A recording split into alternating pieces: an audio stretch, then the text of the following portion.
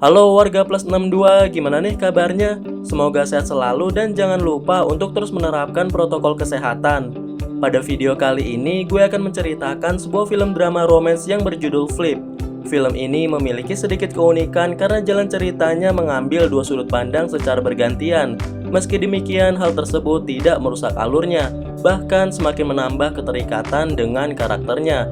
Dan tanpa banyak basa-basi, langsung aja kita simak alur ceritanya.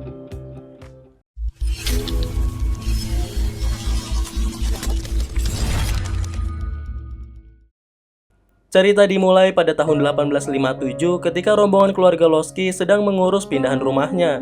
Tiba-tiba seorang gadis aneh yang duduk di pinggir jalan berlari menghampiri mereka. Dia menawarkan diri untuk membantu, namun Losky senior tidak mengizinkannya.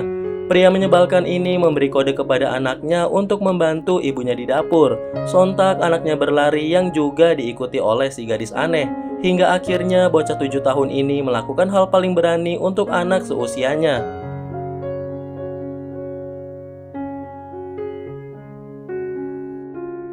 Mimpi buruk bocah ini belum usai. Hingga masuk kelas 6 SD, Bryce masih terus diikuti oleh gadis aneh tadi. Bahkan situasi semakin parah ketika teman-temannya mulai mengejek dirinya. Lantas Bryce menyusun suatu rencana dengan mendekati Sherry, gadis tercantik di sekolahnya. Hal itu dilakukan untuk menjauhkan si gadis aneh tadi. Mulanya rencana Bryce berjalan lancar hingga sahabatnya yang bernama Garrett membocorkan rencananya.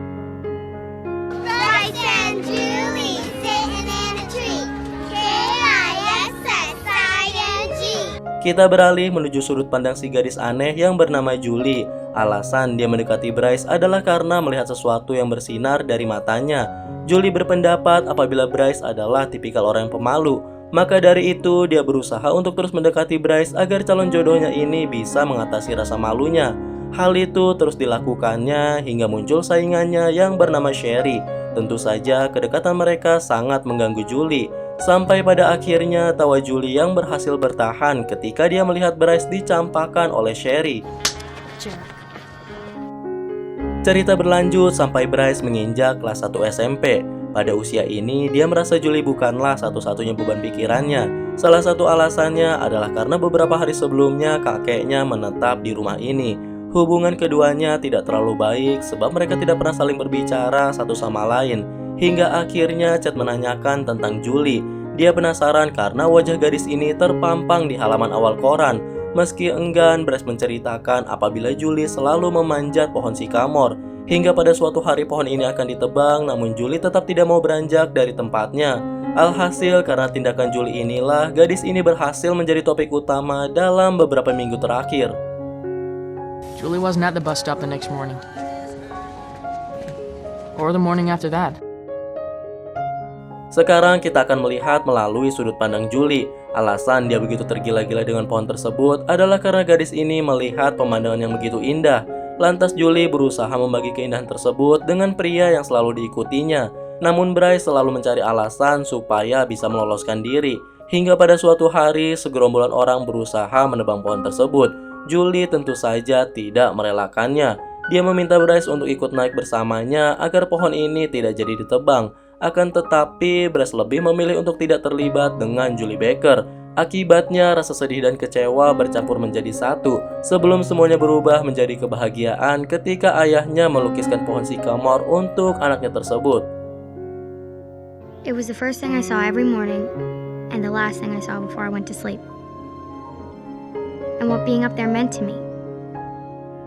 I saw the day that my view of things around me started changing. And I wondered, did I still feel the same things about Bryce? Beberapa minggu setelah tragedi pohon sikamor, Bryce mengalami kejadian yang tidak akan pernah dilupakan. Dia secara tidak sengaja melihat seekor ular yang sedang melumat makanannya. Menurut Bryce, reptil ini begitu menjijikan ketika sedang menelan satu butir telur secara utuh. Dan akibat yang dilihatnya barusan, Bryce menjadi trauma dengan yang namanya telur. I'd be trapped inside a huge egg, and this monster would open its jaws and start to devour me. Mimpi buruk tidak berhenti sampai di situ, karena keesokan harinya Julie datang dengan membawa sekotak telur. Gadis ini mendapatkannya dari anak ayam yang selama ini dipeliharanya. Meski enggan, Bryce tetap menerima pemberian Julie dengan tangan terbuka. Akan tetapi terjadi perdebatan ketika mereka sekeluarga sedang berkumpul, di mana ayah Bryce menjadi aktor utama dalam perdebatan tersebut. Pria ini begitu takut apabila terdapat anak ayam di dalam telur yang diberikan oleh Julie. Akibatnya Bryce ditugaskan untuk bertanya kepada Julie, apakah gadis ini mempunyai ayam jago yang dipeliharanya. Do they have a rooster? If they don't have a rooster, the eggs can't be fertile. Bryce, why don't you just ask Julie? I don't think Hey, that- what?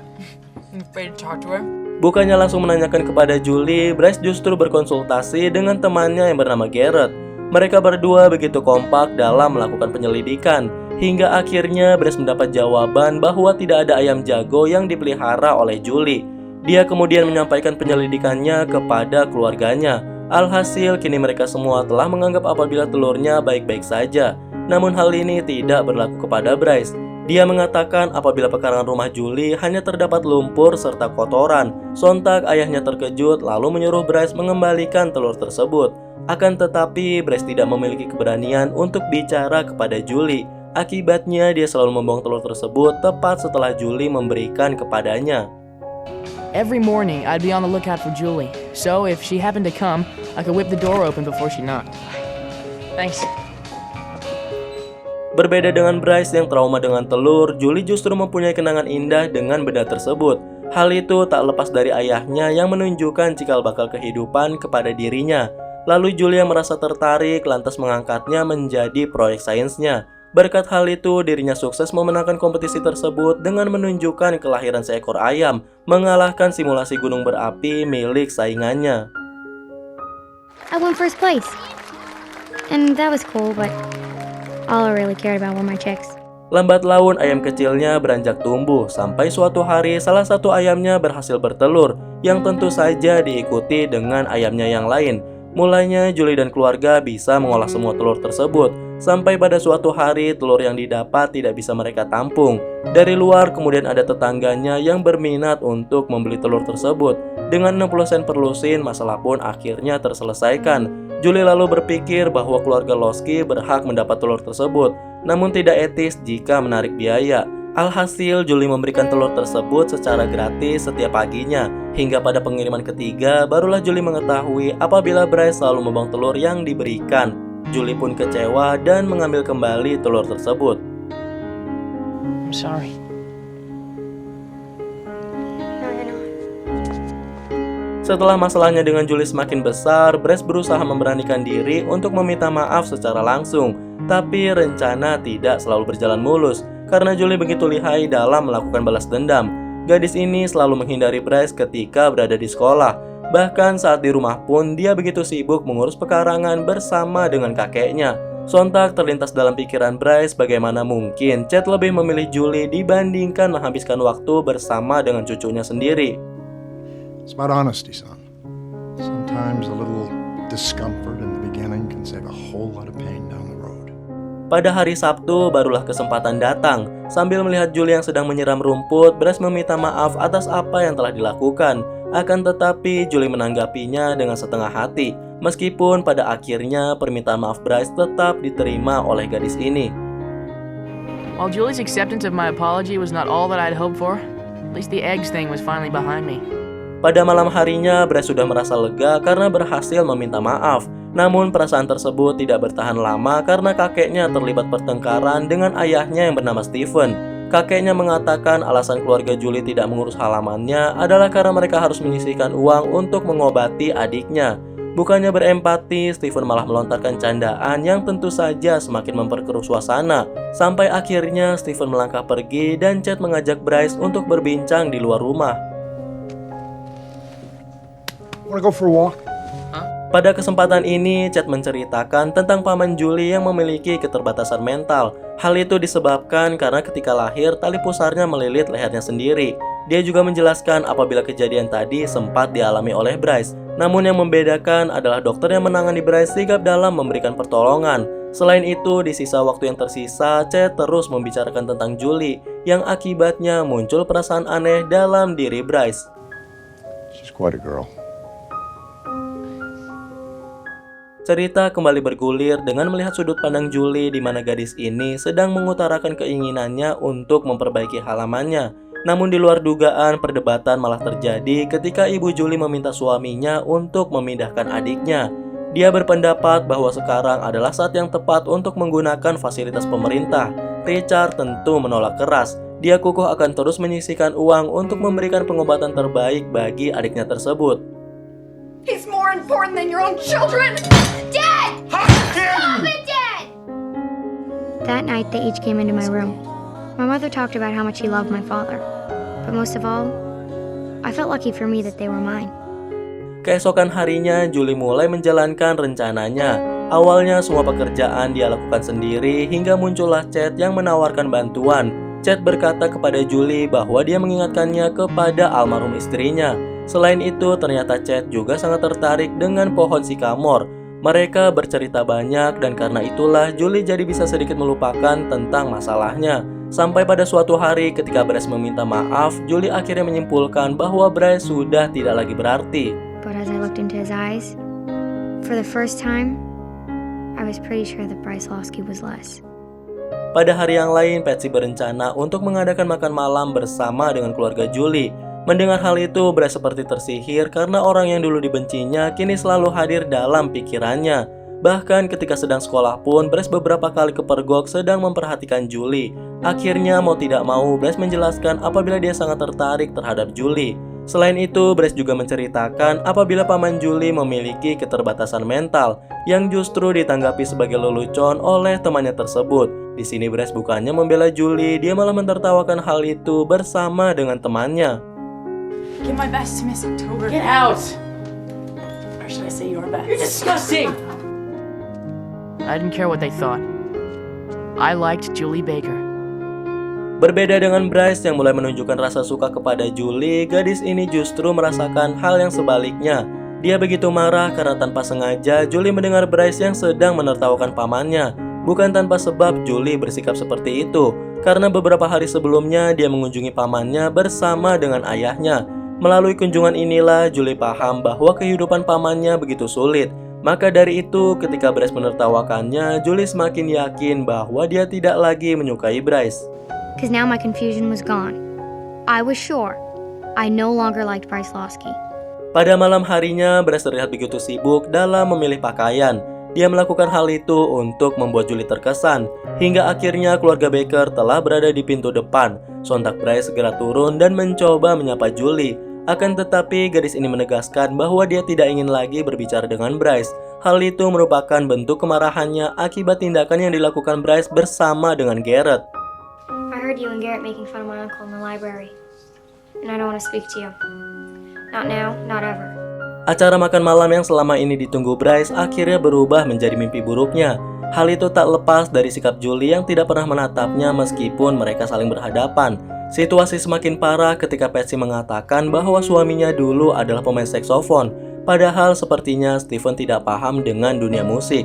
Hal ini terbukti dengan semakin terdiamnya Stephen ketika kedua kakak Julie membicarakan tentang musik. Dan ketika acara makan malam selesai, akhirnya Julie membuka mulutnya. Dia berterima kasih atas makan malamnya, lalu beranjak pergi meninggalkan Bryce dengan rasa bersalahnya. I'm sorry I was so angry when we first came in. I think everyone had a good time. Your mom was really nice to invite us. See ya. Setelah kembali ke rumah masing-masing, kedua keluarga mengalami kejadian yang sangat berlawanan. Dimulai dengan Bryce yang harus kembali menyaksikan pertengkaran. Aktornya tentu saja adalah Stephen, sang kepala keluarga. Dia menuduh si anak kembar kerap mencuri untuk bisa bermain musik. Putrinya yang merupakan sahabat mereka tentu tidak tinggal diam. Dia menentang ayahnya, lalu tanpa diduga Stephen menampar anak gadisnya tersebut. I'd seen my father angry before, but this was different. And now I realized he was just mad at himself. But why? Julie called me a coward. Was it possible that my dad was a coward too? Di tempat lain, Julie justru sedang menikmati malamnya dengan damai.